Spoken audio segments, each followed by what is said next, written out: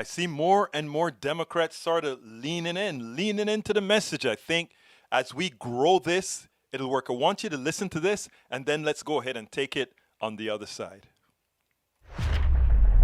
Democrats trying to send that message to the millions of Americans seeing child tax credit payments hit their bank accounts. But at this point, those payments, they're set to expire in December. So now Democrats are racing to keep it going in their latest budget resolution. According to the New York Times, though, some Democrats are raising concerns they won't be able to make it long-lasting. Democratic Senator Michael Bennet from Colorado, an early sponsor of the expansion, says, quote, "I hope this will be the moment where we would decide that we're going to make it permanent. If it's not, we have, I think, a long extension, and then, we've got the chance to do it later." But he acknowledged there was a risk it could shrink to as little as a year in a final package. I want to bring in Congresswoman Susan Delbene. An estimated 1.4 million children in her state will benefit as she proposed this expanded child tax credit in February as a separate bill before it was passed in the American Rescue Plan. Congresswoman, thanks for your time this morning. Absolutely. Thanks for having me. This is an important issue. You've got an op-ed in the Seattle Times calling for this credit to be made permanent. You have said that you asked President Biden directly if he supported making the credit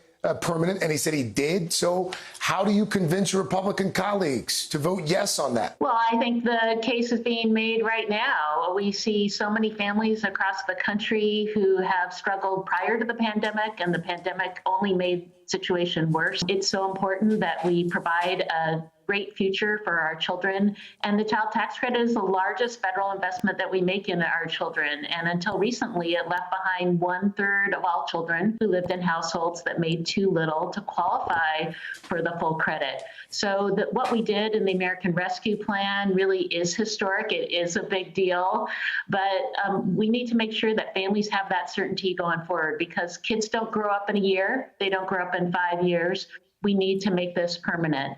And I think when we talk to families across the country, that story will continue to be told about how important this is to not only help families and rebuild our middle class, but frankly, to lift children out of poverty. The only way we really lift half of 4 million children out of poverty across the country is to make sure that we expand the child tax credit permanently. The price tag, as you know, roughly $100 billion. How do you pay for it? Well, first of all, how can you not do it? The estimate is that child poverty costs us around approximately $1 trillion a year. Also, studies have shown that for every dollar we invest in the expanded child tax credit, we save $8. So not only is it a fiscally responsible thing to do, it also just leads to better outcomes for our kids.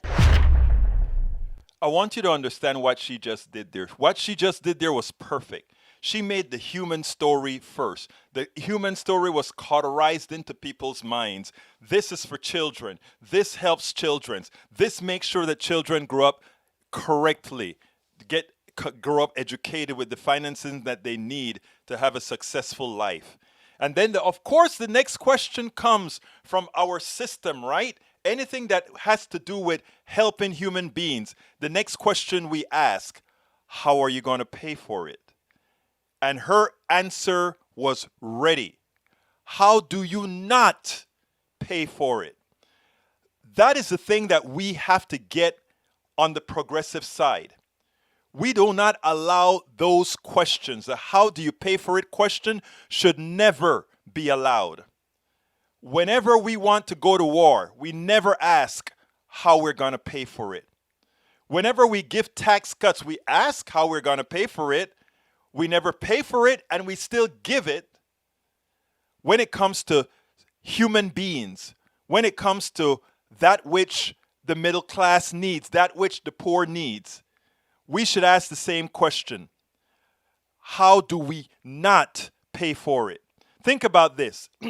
Whenever we hear the healthcare debate, the question is, we can't afford that. You have to turn that question around. So it is okay that we cannot afford it because we want to tax. We don't want to raise taxes on those who don't pay their fair share. So we will allow others to die. Always convert the question into how do you pay for it? How do you not do it? When you ask, how do we pay for health care? How do you not allow people to live? How do you not stop killing people? How do you not keep an uneducated mass? Every time they ask that question, remember the return is, how do you not do it? Are you telling us it is okay for us to leave people in poverty?